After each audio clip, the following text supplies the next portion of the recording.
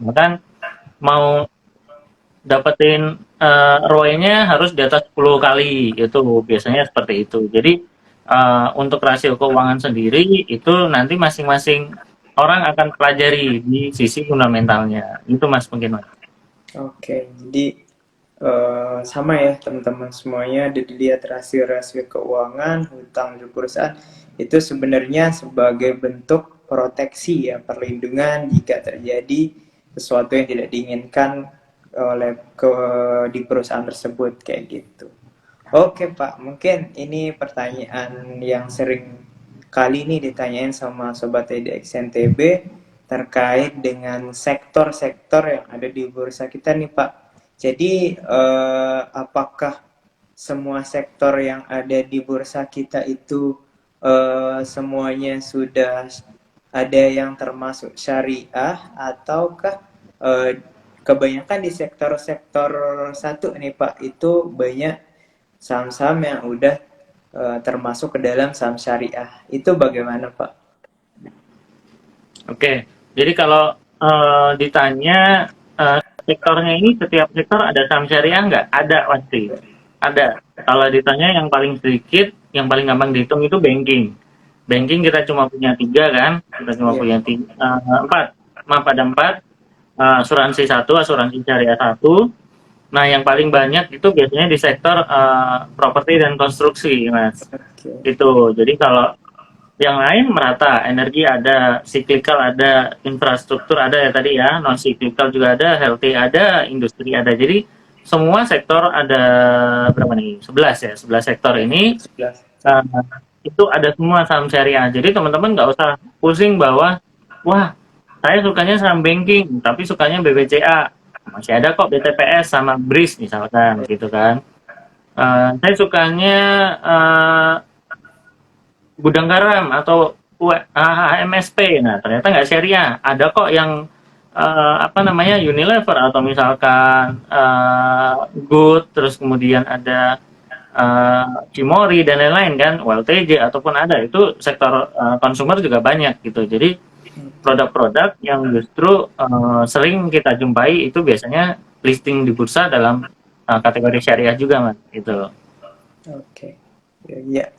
Jadi seperti yang Pak Adi bilang tadi ya, teman-teman gak usah khawatir dengan saham syariah itu di semua sektor yang ada di bursa kita itu pasti ada saham syariah. Seperti yang tadi ada paling banyak di saham-saham yang termasuk dalam konstruksi dan juga jika teman-teman pengen berinvestasi di saham perbankan itu nggak usah khawatir ada BTPS dan juga BRIS Bank Syariah Indonesia kayak gitu. Nah ini Pak mungkin pertanyaan Pamukas ya yang paling pengen ditunggu-tunggu nih sama Sobat EDX NTB terkait dengan cara mengoptimalkan potensi cuan nih di saham-saham syariah. Teman-teman IDX NTB bertanya nih, kan saham syariah itu pilihannya ada terbatas lah bisa dikatakan Pak ya, bukan terbatas ya, cuman kayak dibatasin gitu. Nah, gimana tuh Pak cara kita optimalisasi potensi return atau cuan kita di saham-saham syariah Pak? Nah, itu yang pertama tadi mungkin kita pelajari dulu ya fundamentalnya. Terus kemudian kita tahu momentumnya lagi di mana nih. Nah, kalau saya boleh saran di pasarnya market Indonesia, ini kan pasarnya satu arah ya. Artinya kita cuma bisa buy, kemudian kita sell. Nah, itu saya bilangnya satu arah. Kalau di market luar itu mungkin bisa ngambil posisi buy, bisa ngambil posisi sell. Artinya kita bisa jalan ada potensi dua arah, tapi di kita cuma satu arah. Nah, ini juga perlu didasari pengetahuan tentang gimana caranya kita nggak FOMO. Artinya kita nggak beli saham karena ikut-ikutan. Asal beli, terus kemudian asal tembak misalkan. Wah, si A beli saham A, langsung deh all in gitu kan. Nah, itu jangan. Nah, teman-teman nggak usah khawatir juga bahwa indeks di saham syariah ini bisa nggak ya bikin cuan gitu. Nah, buktinya saya ada salah satu saham syariah yang sampai sekarang masih saya pegang, untungnya udah hampir ya sekarang lagi turun sih ya karena beberapa sektornya lagi turun. Itu udah hampir kemarin sentuh 230%. dalam kurun waktu ya sekitar hampir 1,5 tahun ya. Jadi artinya tentukan juga apa metodenya, apakah swing atau scalper atau misalkan mau trading harian. Tapi kalau saya boleh saran untuk pemula, kalau pengen trading itu minimal jangan ngambil trading harian, tapi ngambilnya trading swing. Jadi ambil dulu supportnya, ambil dulu resistennya, kemudian itu dijadikan trading plan gitu. Jadi jangan ya di sebelah bisa ngebuktiin bahwa sehari bisa dapat cuan 100-200 ribu pak, 1%, 2% gitu kan. Konsisten nggak? Mentalnya bisa konsisten nggak? Market nggak selalu naik loh. Beda kalau marketnya kita dua arah mau market turun kita bisa ngambil.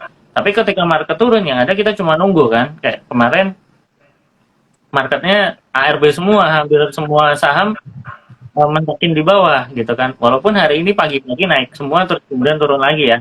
Jadi artinya kita nggak bisa ngambil sewaktu-waktu semua saham ini kita ambil pukul rata gitu. Jadi kalau boleh saran untuk para pemula yang baru terjun, mending belajar dulu investasi, mending belajar dulu trading itu apa. Jadi supaya tadi secara syariah transaksi kita masih terjaga. Walaupun trading itu kan banyak yang nanya ya, trading apa bedanya sama gambling gitu kan? Nah, beda kalau misalkan teman-teman sudah tahu tahapannya gitu. Misalkan tradingnya nggak spekulasi, punya trading plan, tahu apa yang dilakukan. Nah, seperti itu mas. Jadi kalau itu bisa dijalanin ya insya Allah survive gitu. Yang nggak survive kan kita tahu lah pandemi kemarin 2020 banyak yang ikutan trading dan sekarang mungkin udah selesai karena mungkin katanya rugi atau nyangkut dan lain-lain gitu kan. Nah itu mungkin itu mas. Jadi nggak perlu khawatir apa kita kalah cuan dari saham-saham konvensional, tapi selama kita bisa fokus dan kita bisa berikhtiar sama saham syariah ya rezeki akan datang sendiri kok gitu. Iya, benar sekali. Jadi gitu ya, Sobat EDX NTB, nggak usah khawatir. Asalkan kita udah berikhtiar, seperti yang Pak Adi bilang tadi, pasti rezeki datang gitu. Nah, oke Pak, nggak kerasa nih Pak, tinggal beberapa menit lagi nih Pak di perjumpaan kita pada siang hari ini. Mungkin pertanyaan terakhir nih buat Bapak terkait dengan prospek dari investasi di saham syariah Pak, gimana ke depannya di tahun-tahun selanjutnya, dan juga mungkin buat Sobat EDX NTB yang pengen ikut join nih Pak di komunitas syariah saham itu caranya bagaimana Pak? Oke, nah ini yang pasti ditanya ya, outlook-nya gimana sih? Nah jadi kalau ke depan market kita belum ada yang tahu. Nah, kayak COVID aja kita kan nggak tahu ya, tiba-tiba ada COVID. Nah Iya. yang bisa kita lakukan adalah kita berjaga-jaga. Artinya, ketika mau investasi saham, usahakan yang pertama dulu diselesaikan adalah kalau dalam muslim hutang ya. Jadi hutang harus selesai dulu, terus kemudian mempersiapkan dana darurat, baru menyisakan untuk investasi. Jadi investasi ini bukan diada-adain gitu. Jadi jangan sampai minjem pinjol buat trading saham. Wah ini yang bahaya. Minjem teman buat trading saham atau bahkan mungkin sini gue udah jago trading titip dana dong. Nah ini harus hati-hati. Jadi hal-hal yang kayak gini harus teman-teman hindari gitu. Nah ini jangan sampai gitu kan. Nah ketika utang sudah selesai, dana darurat udah ready, investasi itu akan tenang gitu. Kenapa? Investasi kalau diburu-buru kita punya beban gitu. Kayak misalkan sekarang kita lagi live nih mas, tapi ternyata saya lagi megang barang gitu kan. Saya lagi trading pengen ngejar harian nih. Wah, saya nggak bisa nih. Wah, ini udah pasti deg-degan nih, sahamnya diguyur gitu. Waduh, ini lagi meeting nih, ini lagi live IG nih. Gimana nih? Jangan-jangan nanti sahamnya turun gitu kan. Sahamnya diguyur gitu kan. Wah, bahaya gitu. Tapi ketika kita sudah punya trading plan, kita sudah punya keinginan untuk investasi dan kita nggak pakai uang panas. Uang panas ini bukan uang yang dimasukin kompor gitu, enggak ya. Jadi uang panas ini lebih kepada uang yang kita ingat-ingat terus. Artinya misalkan kita punya tabungan, tapi tabungan itu bakal kita pakai. Misalkan tabungan anak, terus kemudian ada tabungan kita sendiri gitu kan yang kita pakai dan kita ngerasa kayaknya saham ini yang potensial bagus nih, bisa return katanya 35% sehari gitu kan.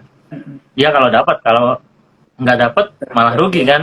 Iya. Nah, uang ini yang dipakai, atau syukur-syukur uang kuliah nih yang dipakai, bayaran masih sebulan lagi, tapi sama orang tuanya udah dikasih di awal bulan. Wah, Iya. nggak apa-apa deh, saya trading dulu, pede kan. Iya. Begitu nyangkut, banyak nih yang curhat gitu kan. Wah, uang saya nyangkut nih di saham, gimana nih? Besok bayar kuliah harus gimana? Besok eh, harus bayar sekolah anak gimana gitu kan. Nah, ini yang sebenarnya harus teman-teman hindari, nggak boleh. Jadi benar-benar investasi di saham itu harus uang yang dingin. Dingin ini ya bukan berarti uang ditaruh di kulkas juga ya. Jadi jangan Iya. sampai berpikiran begitu. Tapi benar-benar uang yang teman-teman itu kalau hilang, itu teman-teman ngerasa ikhlas gitu. Ini yang agak susah, ikhlasnya gitu kan. Kenapa? Ketika teman-teman menginvestasikan dengan baik di saham yang tepat gitu kan, bukan saham yang volatile banget, yang baru IPO terus all in hari pertama, wah ini jangan gitu kan, agak sedikit bahaya. Nah ini teman-teman akan lebih lebih gampang ngerasain investasinya dibanding teman-teman punya beban gitu. Jadi dan sampai investasi itu ada beban di belakang, beban cuan, beban harus balikin dana gitu kan, beban harus ngasih orang keuntungan gitu. Mending pakai uang sendiri, semampu kita, sebisa kita, kita belajar aja dulu. Kalau kita belum punya modal, kita belajar. Investasi saham itu bukan hanya untuk nyari modal doang, tapi bisa juga nyari ilmu. Kenapa? Banyak ilmu yang nggak dipakai, yang nggak bisa kita ketemukan di kuliah, di bangku, di pekerjaan, itu nggak bisa. Gitu. Jadi kalau bisa konsisten itu tadi mas, jadi lebih enak gitu. Jadi investasinya tenang, nggak diuber-uber gitu kan, nggak kayak gini ntar dikit-dikit, mas saya mau jualan saham dulu ya, bentar ya, saham saya diguyur gitu kan, nggak lucu juga kan gitu kan. Jadi harus itu. Nah tadi terkait teman-teman kalau mau belajar gimana, kami sudah sediakan satu website namanya syariahsaham.id, teman-teman bisa akses. Di sana sudah ada tips dan trik untuk saham pemula. Jadi semua yang baru masuk saham kita sudah sediakan artikelnya, tinggal rajin-rajin baca aja. Itu Mas. Kalau mau join nanti tinggal klik di Instagram. Terus kemudian di link bio itu ada link WhatsApp, ada link Telegram yang bisa teman-teman join. Nah, itu mungkin Mas. Dan itu semua free. Free ya. Oke. Jadi udah jelas ya teman-teman Sobat TEDx NTB semuanya, pesan-pesan dari Pak Adi nih sangat-sangat berguna nih bagi Sobat TEDx NTB. Semoga kita bisa nerapin ya, sama-sama belajar. Mungkin satu menarik tadi Mas terkait dengan apa namanya, di saham tuh banyak sekali ilmu, bukan cuma cari modal tapi ilmu-ilmu yang lain ya Pak Betul. ya. Jadi itu keren Betul. banget sih, Itu bener. yang saya alami, Oke. yang saya alami sejak tahun 2014 seperti itu, Mas. Jadi kalau dibilang di pasar modal itu tempat nyari cuan, kayaknya enggak juga. Banyak cuannya dalam bentuk yang lain banyak gitu. Benar sekali, benar-benar. Oke.